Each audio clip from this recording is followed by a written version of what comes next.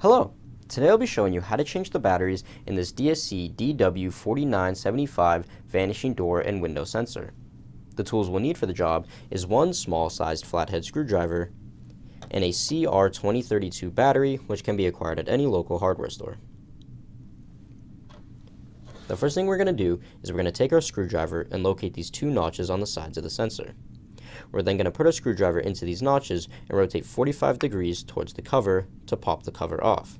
So once we pop off one side of the corner, we're going to do the other corner, just like so, and the cover should now be open.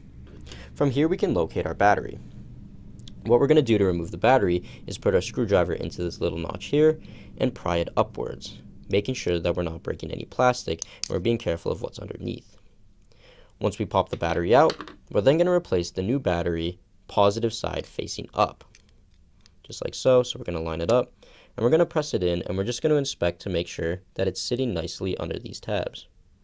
Upon one inspection to make sure that it's good, we're then going to line up our sensor cover again. In order to do this, we're going to line up the bottom notches first, like so.